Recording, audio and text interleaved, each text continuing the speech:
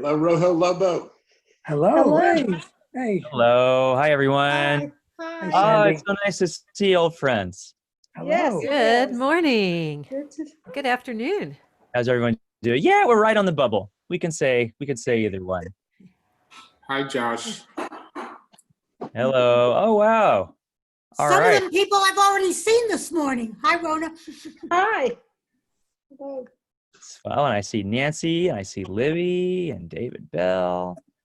All right. This is great.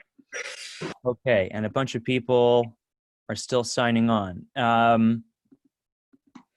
Let me see. Let's see.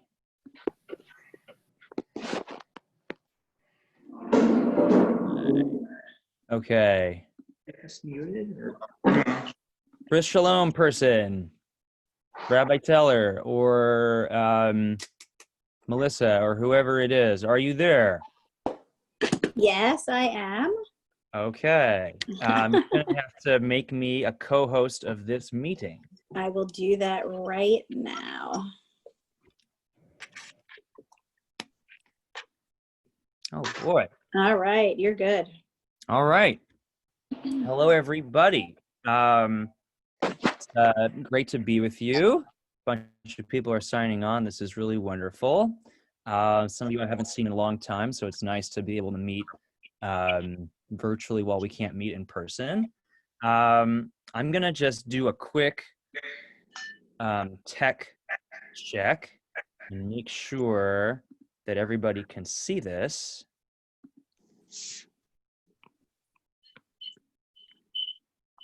Everyone see?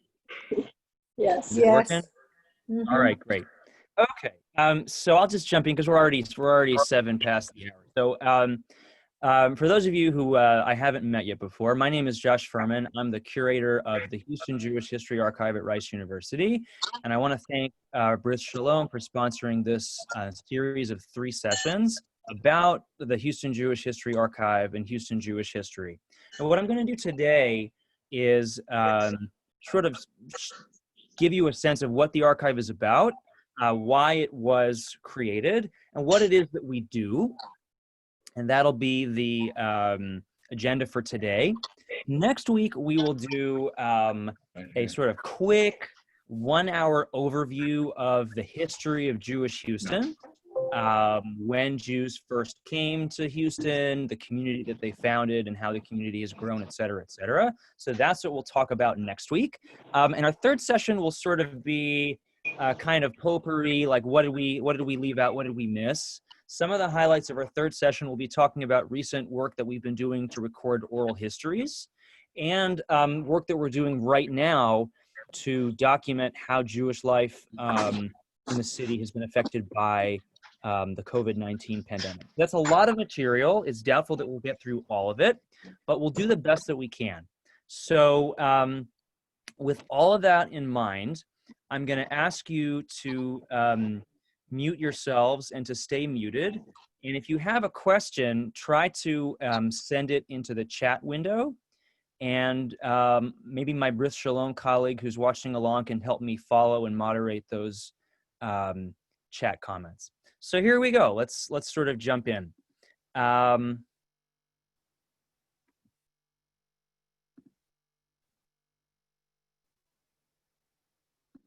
right. So the Houston Jewish History Archive, actually, we just celebrated our 2nd birthday. We were officially founded on July 1st, 2018. So we're a little more than 2 years old now, and we've accomplished a great deal in our first 2 years. The bottom line of our mission is this: we collect, preserve, and make accessible the documents, photographs, artifacts, and memories that tell the story of Jewish life, primarily in Greater Houston, but also across all of South Texas, as I'll talk about. I have about 60 slides in this presentation, and there's some really great fun old photos here. I'll talk more about the JCC later on, but here you can see a picture of the current JCC on South Braeswood being built, and a picture of the previous JCC on Herman Drive, which hopefully brings back some fun memories for some of you. So the HJHA, as we call it, is a collaboration between the program in Jewish Studies at Rice University, of which I'm a faculty member, and the Woodson Research Center and Fondren Library. This is our special collections division in the library. This is where we keep all the cool stuff. When I say that our mission includes not only Houston, but all of South Texas, I mean that we actively collect materials from the following list of cities and towns. This is not an exclusive list. There are more, but this is the ones from which we have material. Houston, Galveston, Wharton, Beaumont, Baytown, Schulenburg, Victoria, and most recently, Corpus Christi and San Antonio we're starting to focus on and try to collect material from. What do we do? So we collect and acquire rare documents, photographs, recordings, and other materials. And I'll tell you about where and how we store them in a second. Increasingly, we try to digitize this stuff to make sure that it'll last forever, not only in our physical archives, but also online, maybe in a place where you can access it from wherever you live. And right now, that's more important than ever at a time when you can't come and visit us on the Rice campus. We are moving into the world of conducting oral histories, of recording interviews with Jewish Texans about their life and their experiences. We sponsor exhibits, lectures, and public programs like the one you're watching right now. We have a website, which we're in the process of redesigning. We are on Facebook, and coming very soon, we're going to be on Twitter as well. So we have a growing social media practice. Let me tell you now for a few minutes about the origin of all of this. And let me preface it by saying that I'm not a native Houstonian. I was born in Dallas. I grew up in San Antonio, as some of you know. There's a San Antonio cheering section watching along today, which is always great joy for me. And I'm not an archivist by training. So I'm neither a Houstonian, a native one, nor am I an archivist. But I am a Texan, and I know a lot about Jewish history. But I never intended to do this work. I did not come to Rice University to become an archivist or to create an archive. It's something that just sort of developed organically. And the genesis for the archive, as we know, it really was Hurricane Harvey in 2017. I don't have to explain to this audience how the hurricane affected us, affected our community. But for me, it led to a spark. And I had an idea a few days after the storm, and I began to worry that nobody was going to be in a position to go around to synagogues that had flooded and to try to collect and rescue damaged historical materials. So in early September of 2017, my wife Alicia and I went to UOS, United Orthodox Synagogues, which had several feet of water in the building. And with the permission of the executive director, Jeff Klein, we just started pulling old documents out of the building to see what we could rescue. The stuff that we found was wet. It was moldy. It looked like a terrible science fair experiment. So with the help of my Rice colleague, Melissa Kane, who I'll introduce you to momentarily, not really, but I'll introduce you to her on a slide. We started to pull this stuff out. We put sheets of dry white computer paper between the pages of these wet, ruined books to save them. And we managed to save not all of UOS's records, but a large percentage of it, the majority. And one of the things that we found that day that we were able to save was this cemetery map from Congregation Adath Emeth. Adath Emeth, for those of you who don't know, is one of the precursor synagogues to United Orthodox. United Orthodox was formed as a merger of 3 Orthodox synagogues in Houston in the 1960s. So this is a map of where people are buried in Adath Emeth Cemetery as of 1935, and it's a membership directory. And what I always tell people is that so many of the materials that we deal with in our archive work are the only copy that exists in the world, right? So if this ends up in the dumpster, or if this gets lost for whatever reason, it's gone forever. We can't go on Amazon and buy another copy. It's gone. And I just sort of got inspired to keep going, as I'll talk about. The reason that we still have this book is because my Rice colleague, Dr. Melissa Kane, who just retired, she just retired, happy retirement, Melissa, took this book home, and you can see here she's standing in her, I guess that's her dining room, but then later in her bathroom with a blow dryer. And she literally, Melissa, blow dried this cemetery map and membership book page by page to dry off the moisture and save it. So we did that. We went to Beth Yeshurun, and we assisted. There was a huge team of Beth Yeshurun members and clergy and community volunteers and even Rice students helping out. So it was a much bigger effort. But we started to collect and organize and try to save Beth Yeshurun historical materials. And as you can see, unfortunately, this is what floodwaters do to photographs. A lot, not all, but many of the photographs in the Beth Yeshurun collection unfortunately look like this. They've got irreversible water damage, which is really sad. So this is the story of how this whole project started. And then we just sort of decided to keep going, to see what else was out there in the community and to see what else we could collect. And 3 years later, we have over 150 collections. Let me give you now an idea of what it is that we are looking for in the archive. The bottom line is, and I get requests, I'll get emails, phone calls, people have contacted me from New York, Seattle, Israel, trying to donate materials, which is really exciting. The bottom line is, for us to accept something into the archive, it has to relate to the experience of being Jewish in Houston or Texas, right? If it relates to being Jewish, but it doesn't have a clear, strong connection to Texas, then we don't take it into the archive. Similarly, if it's some kind of, Texas history piece, but there's no clear and compelling connection to Jewish life, we also don't accept it. However, that collection statement includes a really broad array of stuff, as you'll see today. Most of what we collect from individuals and families are things like scrapbooks, family photographs, diaries, letters, life cycle materials, your confirmation, your bar bat mitzvah photos and invitations, your wedding programs and photographs. We work a lot with Jewish institutions in the city. We have already partnered with the UOS and Beth Yeshurun to become the custodian of their historical archives. And right before the pandemic struck and really began to worsen, we were about to undergo this process with Congregation Bris Shalom. And I know Rhoda is here, and a bunch of other Bris Shalom people are here, maybe Joyce Gilbert, and Marge Mayer were really instrumental in helping us. And as soon as it's safe to do so, we're going to really begin working on a great Bris Shalom archive project.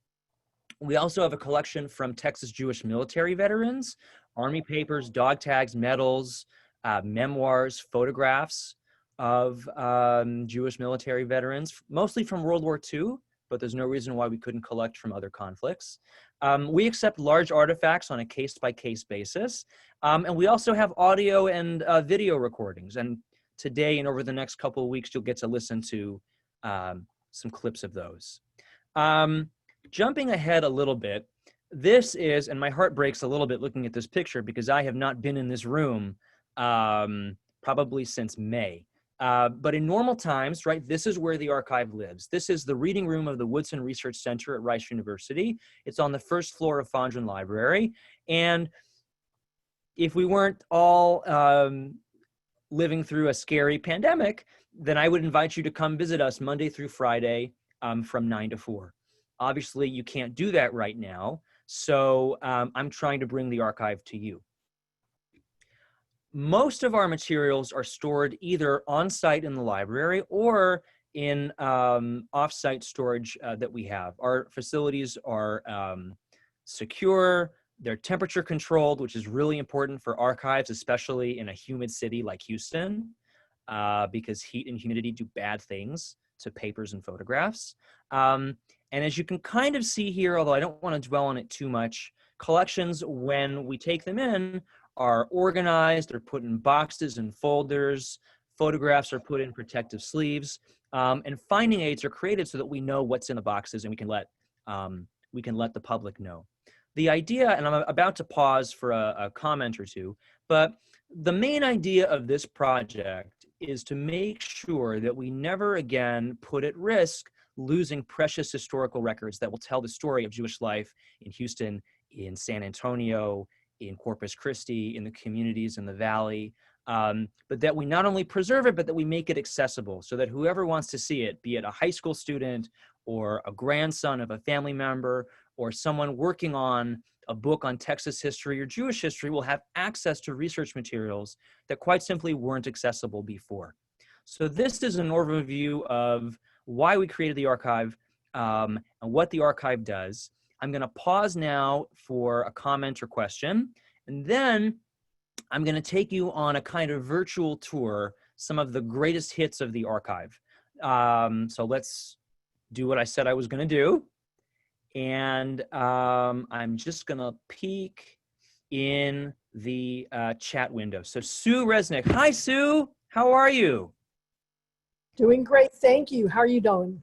I'm great. Thank you for mailing that that package to me a couple weeks ago. No I really problem. appreciate it. Sue sent in some great papers for the archive a few weeks ago. I'm really excited about it.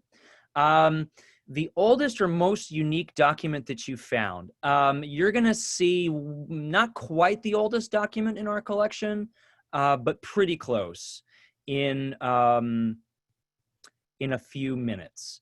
The most unique document. Hi, David. Yeah, I miss you too. The most unique document you found, that's kind of like asking a parent, you know, who's your favorite child? And the answer changes every single day. One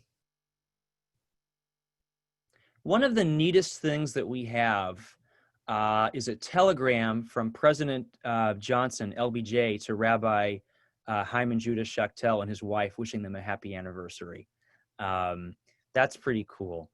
We have it's actually not in the slideshow right now, but we have a proclamation that was given to the Jewish community of Houston by the state of Israel when Israel turned 25 in 1973. And the proclamation is signed by David Ben-Gurion and Golda Meir. Real authentic autographs. We sent it off to a paper conservator in Dallas to fix it. And it's fixed and it's stuck in Dallas and we can't get it yet, but we're going to get it soon. All right. Great. Thanks, everybody. And again, if you have comments or questions, or as I'm going through the slideshow and you see something interesting or you have a question, don't wait. Go ahead and put it in the chat window and I'll try to pause every 10 minutes or so and see if there are any updates. I hope you guys are having half as much fun as I'm having. All right, so let me tell you a bit about what we collect. Right off the bat, this is one of my favorite images. This is a postcard of Beth Israel's second building, I believe. This is a building that if you were to visit it today, and we'll talk about this next week when we do Houston Jewish history, you won't find it because it is located near what is today Discovery Green. But this building actually was two synagogues in Houston history. First, it was Beth Israel, and then when Beth Israel moved, it became Congregation Bethel, which was the first conservative synagogue in Houston, and they occupied this building until the merger of Bethel and Adath Yeshurun in 1946, and then it became a church, and then it was demolished. But I'm getting ahead of myself. But postcards, right? Old Houston postcards that relate to Jewish life. The coolest thing that we've found, by far, I think the most moving and the most meaningful, is this. This is the Beth Jacob banner, and it is a World War II service flag. And on it, let me see if I can, if you can see this any better, are the names of about 220 men and women, mostly from Houston, although not all, who served in World War II. Beth Jacob, like Adath Emeth, was one of the precursor congregations to UOS, and to honor men and women who were going off to fight in World War II or to serve in some capacity, Beth Jacob, like other synagogues and churches in the United States, made this service flag. And it hung, I think, in the social hall of the building, which, by the way, the building is still here. Now it's an African-American church. It's at the corner of Hamilton and Cleburne, if you feel like taking a drive. Again, I'm getting ahead of myself. The history of this banner, in short, is that when Beth Jacob merged with UOS, this banner was abandoned. It was found by a man named Monroe Ritter, himself a veteran. He took it home, and it stayed in the family privately for 30 years, and nobody knew it existed until after Hurricane Harvey, when his daughter Carol contacted me and told me she had a World War II flag in her garage. It is an unbelievable resource. It's in beautiful condition. We got a grant from the National Endowment for the Humanities to fix it up. It cost about $8,000. And we're hoping at some point to be able to display it when we can figure out how to do that in an appropriate and safe way. If you would like a high-res image of this banner, or if you would like to see the full list of veterans who are on this banner, in case one of your family members might be on here, please reach out to me. All right. Jewish family life in Texas. We are deeply interested in the history of families who came to settle here in the late 19th and early 20th centuries, and obviously onto the present day. But it's rare and special to work with families who have been here for 4 generations or more. One of the earliest families, maybe not one of the earliest families, but a family that became very well known and prominent here is the Greenfield family. And this is a 1918 family portrait of the Greenfields, a very large family. Those of you who know Congregation Beth Yeshurun will know the J.B. Greenfield Chapel. J.B. is a child in this photo. And one of the things I love about this photo is it's from 1918, and there's no Photoshop. But we get a kind of funny, primitive Photoshop here. The patriarch of the family was a rabbi, and in 1918, he was still living in what was then Palestine, in Sfat. So he couldn't be present in the photo. So what did the Greenfields do? Look, they hung his portrait on a post, and they put a sign on it, and the sign reads, "The Sweet Dad of All." This is an incredible early Houston Jewish family portrait that we are very lucky to have in the archive. And we're even luckier. I can't tell you how many times people have old black and white family photographs, but there are no names labeled, and nobody is alive who knows who these people are. Luckily, this photograph is labeled on the back, and so we're able to identify each individual in the picture. Really, really remarkable. If there's a takeaway lesson from this, it's label your family photographs, right? Figure out a way so that your ancestors will be able to identify you and your parents and grandparents in family pictures. Don't wait. And that's your free advice. Here is almost the oldest document in our collection, but not quite. This is a wedding invitation for the wedding of Annie Bleeden and Louis Selane. There are still, I know, a lot of sea line descendants in and around Houston. This is from 1897. So if you didn't RSVP, you're a little late. Staying on a wedding theme for a few minutes. This is a ketubah of a couple, Philip Daddle and Bertha Roth, who were married at Adath Yeshurun in 1939. And here also you can see the wedding party photograph. So these are the kinds of things that we collect. I'm not only trying to show you what we have, I'm hoping to inspire you while you're at home staying safe to look through your own family history collections, and maybe you'll have treasures of your own that you'll want to donate and share.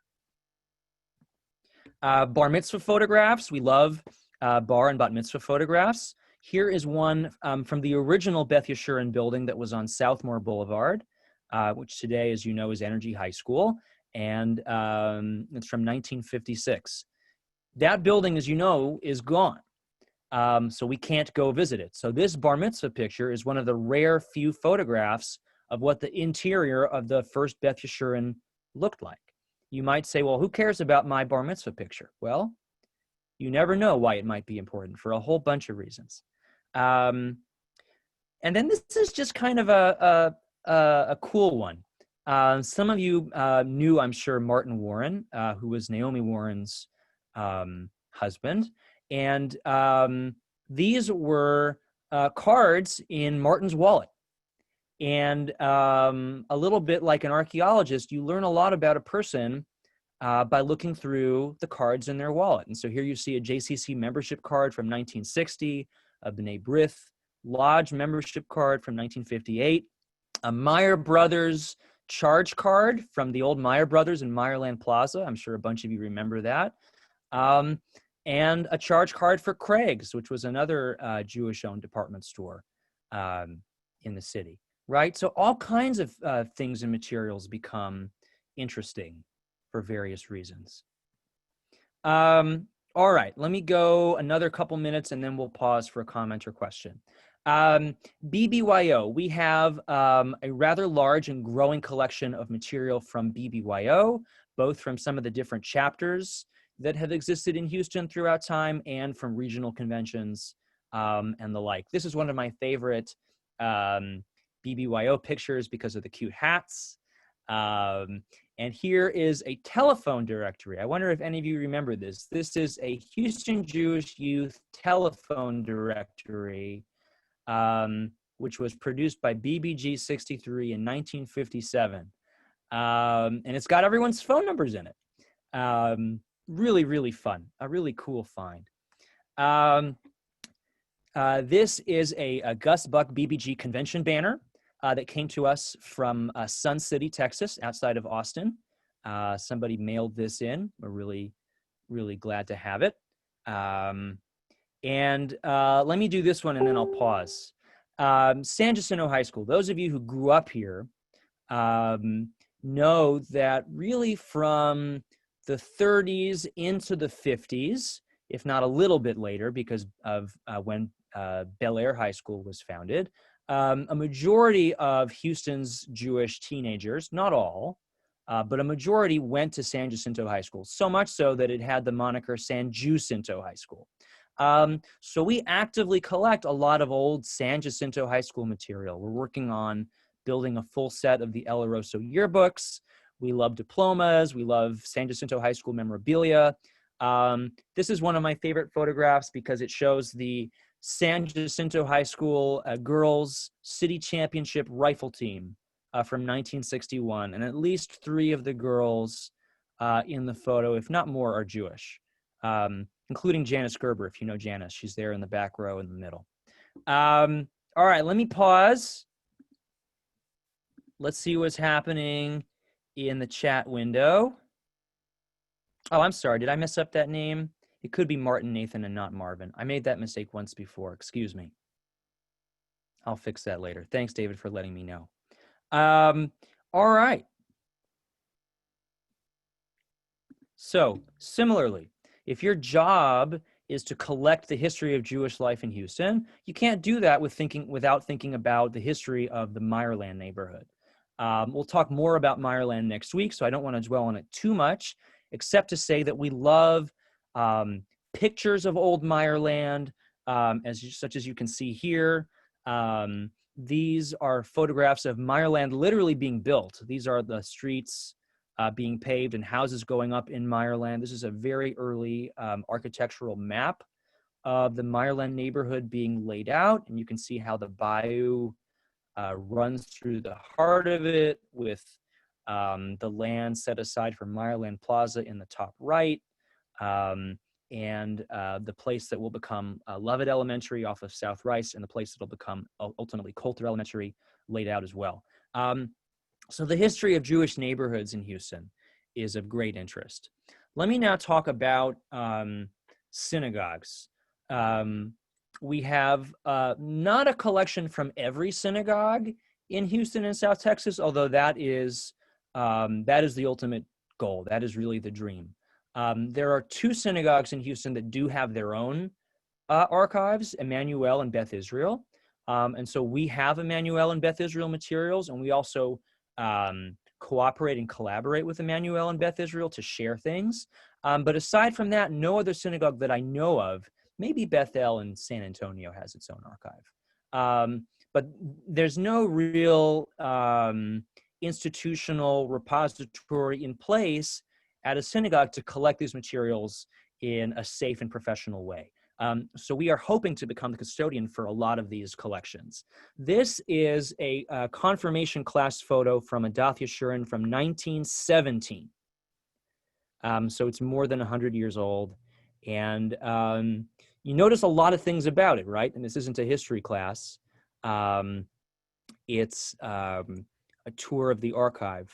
But you notice it's mostly women, except for just one man. So it says a lot about the nature of religious education in America, right? In the early 20th century. It was for girls, right? Very interesting. I want to pause for a second because I think Nancy Pikus is on the call. And I want to just introduce Nancy, who is our super volunteer and has done really great work, speaking of the Beth Yeshurun collection, to help organize it and process it and make it accessible. So on behalf of everybody, thank you, Nancy. And we miss seeing you in the archive. I missed And we look forward, yeah. So Nancy makes a lot of this stuff happen behind the scenes, and she's really great to work with. Because this is a Bris Shalom sponsored talk, we haven't really begun working on the Bris Shalom archives yet, but I got an email about a year ago from somebody that I didn't know, maybe Rabbi Teller forwarded on. Here is the program from Bris Shalom's 3rd anniversary and dinner dance at the Westwood Country Club in May of 1958. If you were there that night, please raise your hand. And what's great about this, even though we haven't found the original yet, but we have it as a PDF, is that the booklet includes here on the left the early history of the founding of Bris Shalom in the form of a timeline. So you can see how the vote to organize Bris Shalom took place in February of 1955, and you can see the buildings that they inhabited, where services were held, who the rabbis were, et cetera, right? How they ended up on Bel Air Boulevard. So this is a really priceless document, right? And we get the list of officers and the trustees, and of course the officers of the sisterhood, who are all Mrs. Husband's name, because it's 1958. But we love stuff like this. If you are sitting on things like this that belong to your parents or to you, please consider donating them to us. We'll take good care of it. We'll scan it for you so you get to keep a copy. And then future generations will get to look at them like you're looking at them today. Here's a cool photo. This is a picture that was taken by Kay Marvins, and I think Libby and Buzz might be on this call too. But this is a picture of the grass being planted in front of the new Emmanuel building in 1949. Really fun. I love this one. Here is the annual report from Beth Israel from 1944.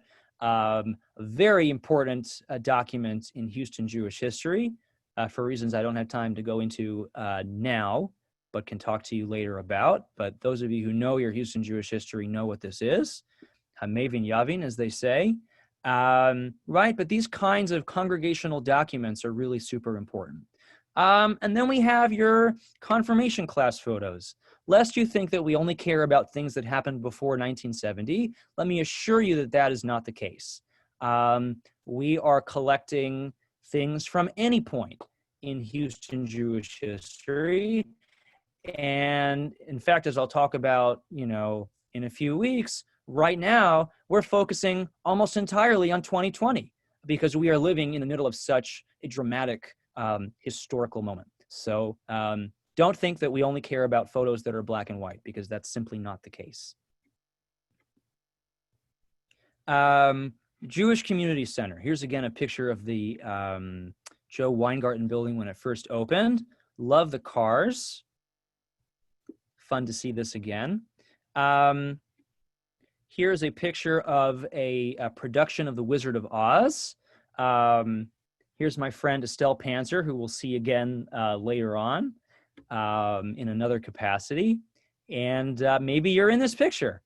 Who knows? We have a lot of pictures and programs from old JCC productions, mostly because Marilyn Hassett worked to save them after Harvey and then let us have them. So it's a big thank you to Marilyn for working with us on that collection. In the Beth Yeshurun archives, because the history of Beth Yeshurun goes back so far, there are actually papers from a lot of other organizations in Houston, including Federation and JCC. Here is a JCC membership booklet from, I think, the early 1950s. It predates the building of the JCC on Herman Drive that many of you remember. So it's a membership application and also a fundraising booklet. The original JCC in Houston was at 4701 Caroline Street, as you can see here, which not too many people know. But there it is. We have a collection from Houston Hillel going back to the 1960s, thanks to Rabbi Kenny Weiss. And as I'll talk about later, a lot of these Hillel scrapbooks, we're starting to digitize them and put them online. So if you went to U of H or you went to Rice, and you were active in Jewish life in Hillel, we certainly want to speak to you about that.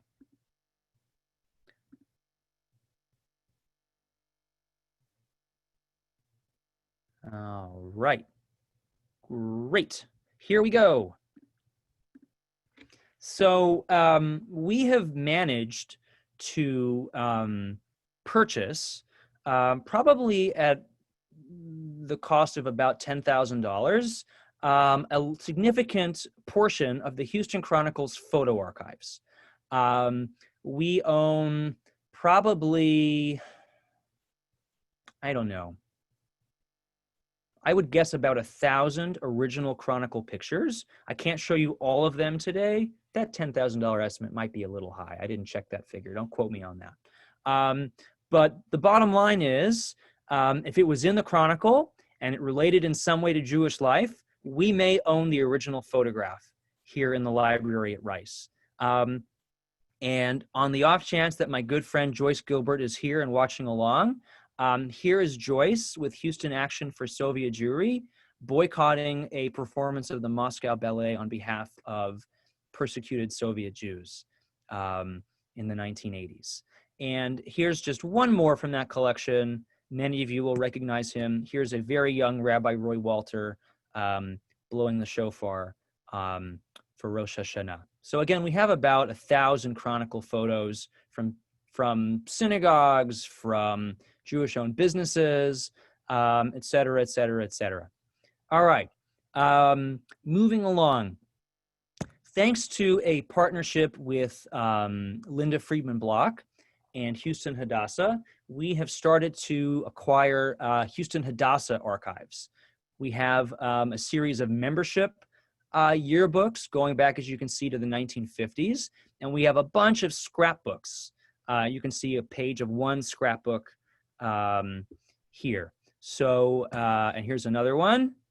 This is the Anne Frank chapter of Hadassah, won third place for something in 1983. And here's their scrapbook with a festive sombrero to boot, and so on and so forth. So if you are or have been active in Houston Hadassah, right, these are all collection areas for us, and your photographs and your flyers and things that you put in a drawer 20 years ago and forgot about, but maybe can go find this afternoon, may be of vital historical importance to us.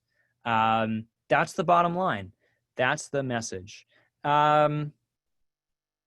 This is a cool story, and it's also a Houston story, which I love. I love elevating the experiences of Houston Jews and Texas Jews into the broader conversation of American Jewish history, because I find that, and many of you I'm sure will agree with this, is that when the national narratives of American Jewish history are told and recorded, so often Jews in the South and Jews in Texas are left out. And you will still find people, as many of you I'm sure know, right, who are incredulous to learn that there are thriving Jewish communities in Texas. So anytime we can document how Jews from Houston and Texas have influenced the wider world, that is a story that we love at the archive to uplift and share. So in the 1980s, 3 women from Houston, including Estelle Panzer and Janice Odensky. Many of you, I'm sure, know Estelle and Janice. And a 3rd woman, Judy Jordan, decided to create a Jewish version of Trivial Pursuit. And they did it. And they marketed it, and it went on to become kind of a viral hit for a couple years in the 1980s. My family had a copy of this game growing up. I remember playing it a little bit. I had no idea that it was 3 women from Houston who gave this Jewish trivia board game to the world. So I connected with them. We did an oral history with Janice and Estelle about the making of the game, and they donated all their old records about how they made the game, including a memoir and a scrapbook, to us in the library at Rice, including the draft of all the trivia questions, an early prototype of the game board, a promotional ruler that they would go and sell at, trade shows and Jewish education fairs, and so on and so forth. So that's a really kind of cool, not so well-known Houston Jewish story that the archive, I hope, is helping to preserve. Ruth Hutton Fred was, for decades, the executive director of Jewish Family Service here in Houston. And it's really because of Ruth Fred that JFS became the world-class social service agency that it is and that it remains today. I got connected with Ruth's daughter, Jan, who lives in North Carolina. And, it was a different world 6 months ago. Last year on Labor Day, I flew to North Carolina. I spent 5 or 6 hours with Jan, and she gave me a collection of her mother's things, which are really, really incredible. Not only pictures of her, but also essays, lectures that she gave on topics relating to sex, marriage, the family, Jewish womanhood, from a period spanning the 1940s to the 1980s. So I really think that scholars of women's history and gender history are going to find the Ruth Hutton Fred collection really interesting. And many of you will remember, I'm sure, that in addition to being the executive director at JFS, that Ruth Fred had a radio show on KTRH for many, many, many years, which was very popular, not just in the Jewish community, but across Houston. And thanks to Jan, we actually recovered a few cassette tape recordings of Ask Ruth. And if the technology works, we're going to get to listen to a clip of it.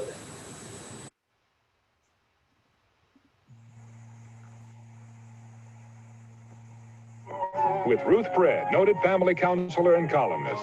Now here's your host, Howard Finch.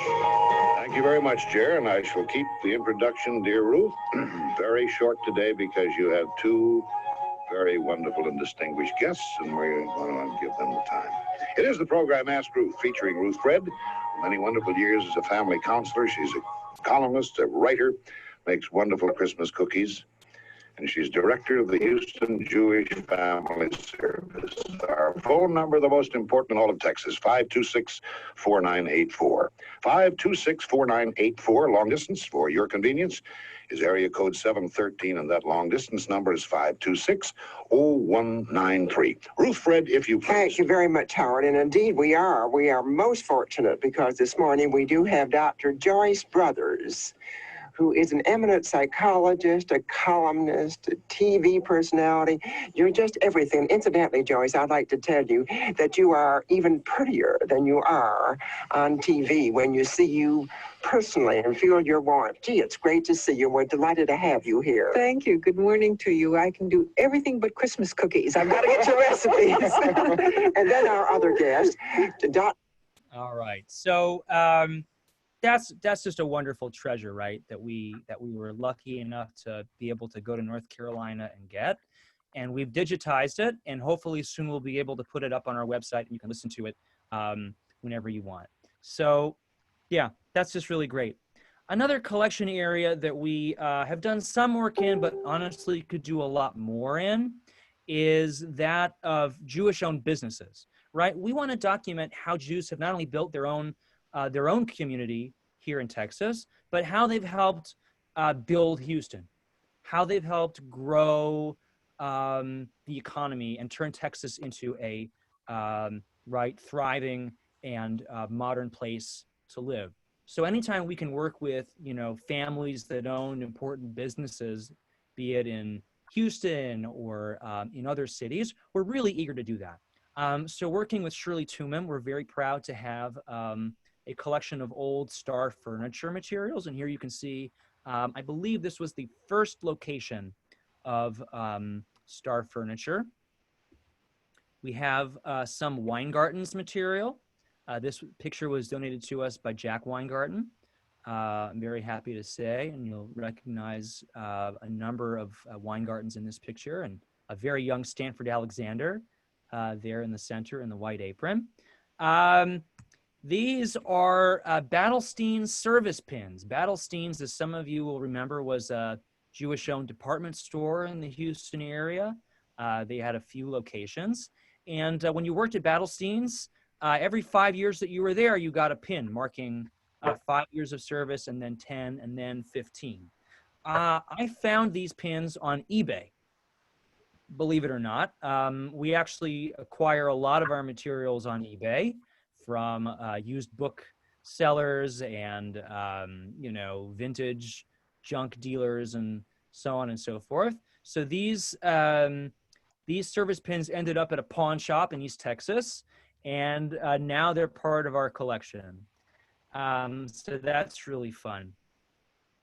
And then the dearly beloved and now departed Belden's, which closed, as we all know, in January of this year, which feels like 10 years ago because of everything that's happened since January.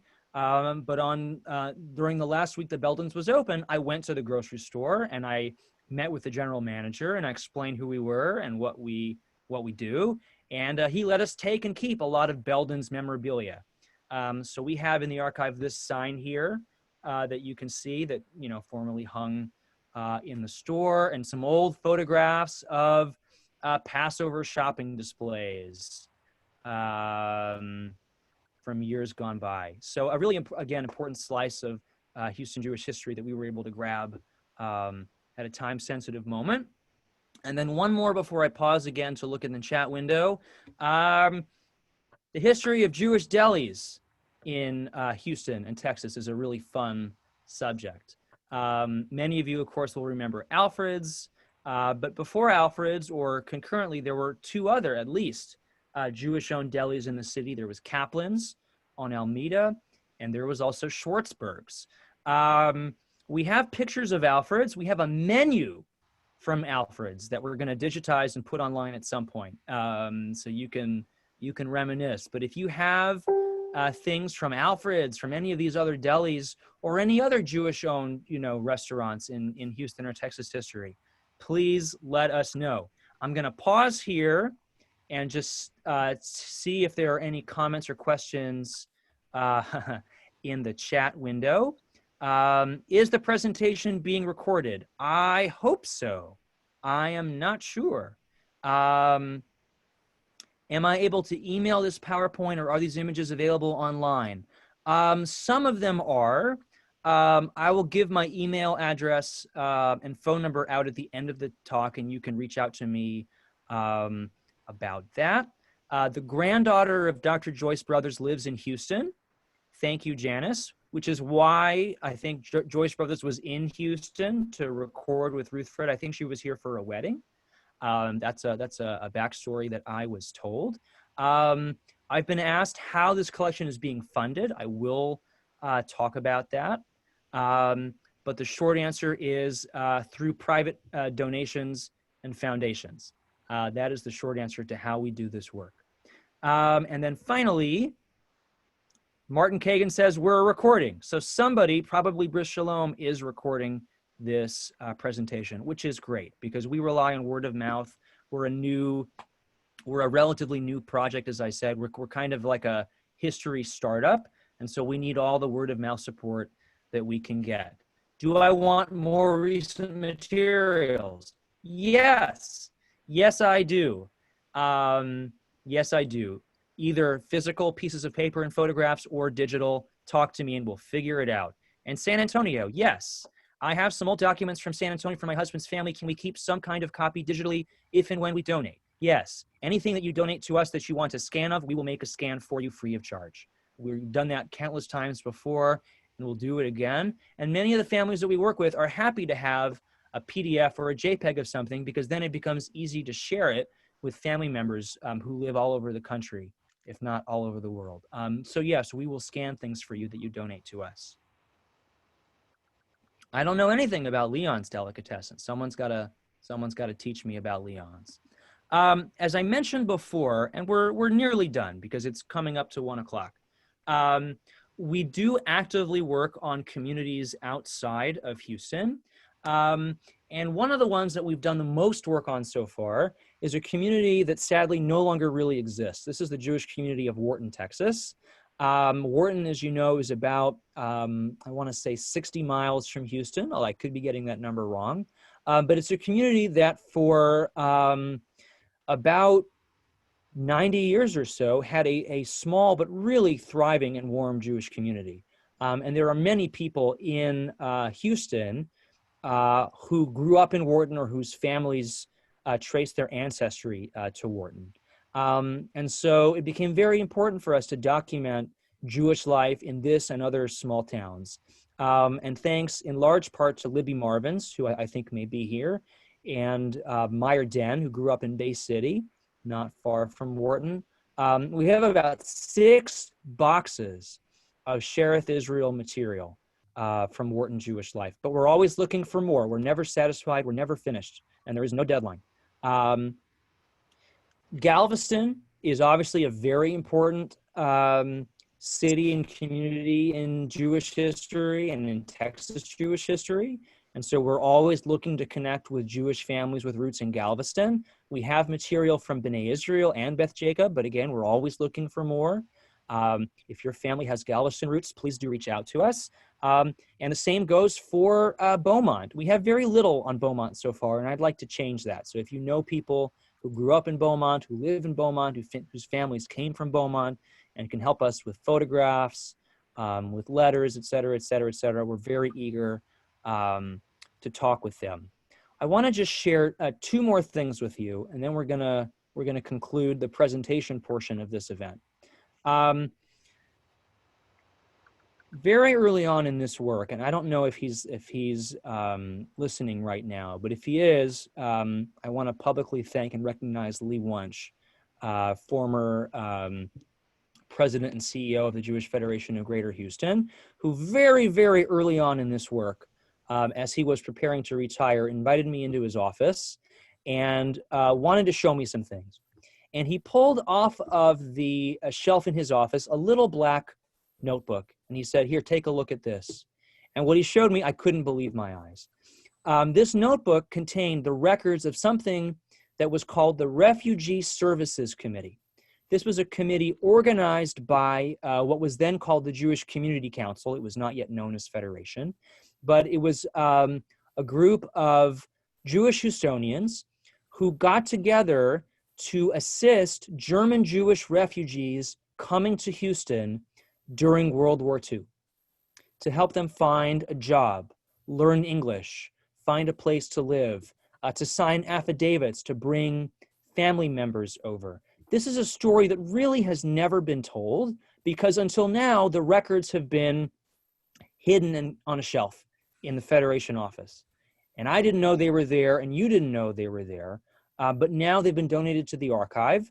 We are going to digitize them and make them publicly available. And you can see here just 2 pages from that notebook. Actually, I'll show you a 3rd page in a second.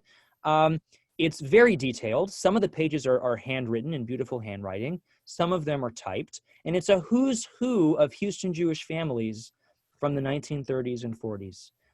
You'll recognize, I'm sure, so many names, right? Weingarten, Lack, Klein, Wiener, Alexander, Zuber, Schlenker, and so on and so forth. And here's just another page of what these records look like, right? If If that notebook is still sitting on a shelf in the Federation office, nobody knows it's there. And all it takes is one janitor or custodian or person who's looking to clear space on a shelf for whatever reason, who doesn't know what they're doing. Not that anyone would do this, right? But theoretically it could happen. And then these records are gone forever. So we're really grateful to Lee, among many other things, for donating this really priceless collection of records to us so that we can tell the story about how our community tried to help German Jews who came to Houston during World War II. A really incredible story. From that, I'm going to show off, as we conclude, another just kind of fun, random eBay find. Now you guys are all going to go on eBay and steal the stuff that I buy for the archive, but maybe you'll help me. Maybe you'll help me look for it, or maybe you'll buy it and donate it to the archive.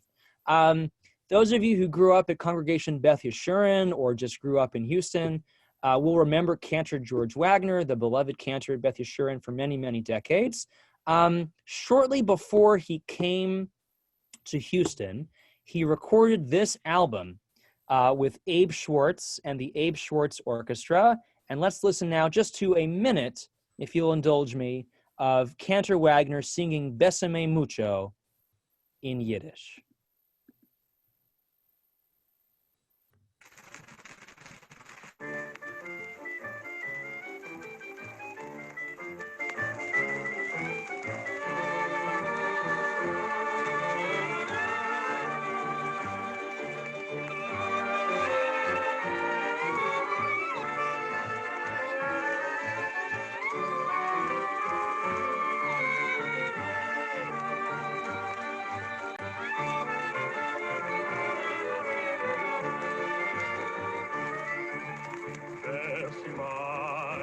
Besime mucho, dies mein Leben hat even Streben und Schiel.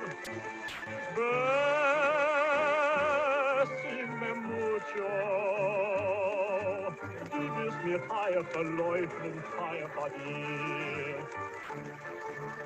Besime, wohl die verlost mir, werden die Fee bei mir werden finster in schwarz.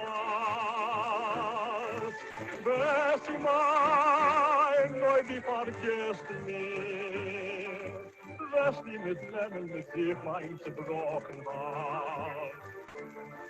All right. And you can join the Yiddish Winkel, which meets on Tuesdays, if you want to understand what Cantor Wagner was saying. Free plug for the Yiddish Winkel. That's the end of this presentation. As I said before, we have a website, although we're about to embark on a huge redesign, so it hopefully won't look the way it looks now in September, or we're going to try to add a lot more content, as I mentioned. We do have a Facebook page, Houston Jewish History Archive at Rice University. And this isn't a fundraising page, but we do rely, as I mentioned, on private donations and work with foundations in order to be able to fund this work, to buy archival supplies, to acquire collections that we can't, that can't be donated to us, to pay interns and to hire staff to help us do this work. And if you feel like donating, you can find this link online, or I'd be happy to talk with you more offline about it. So that's the end of this presentation. And as I mentioned, we're going to meet twice more. When we meet again next week, we are going to do a crash course in Houston Jewish history, using materials from the collections to try to illustrate why Jews came here, where they lived, and what they did. It won't at all be comprehensive because you can't do everything in an hour. But for those of you who didn't grow up here, it's a nice sort of introduction to a topic. And for those of you who did, it'll be a fun trip down memory lane. And maybe you'll even add some comments or questions that'll enhance my own understanding of Houston Jewish history. So we'll meet here again in this space on the 14th at noon. And again, please do email me. My email is jf36@rice.edu if you want to learn more about how to donate materials to the archive that you may have, or how to support our work financially. I'd be very grateful. and I look forward to seeing you again in a week. Thank you all so much. Stay well and stay safe. Thank you. Thank you very much. My Look pleasure. forward to next week. Thank All you, right. Josh. That was wonderful. Great. I'm so glad. Okay. I'm going to just put my email in the chat window if you missed it.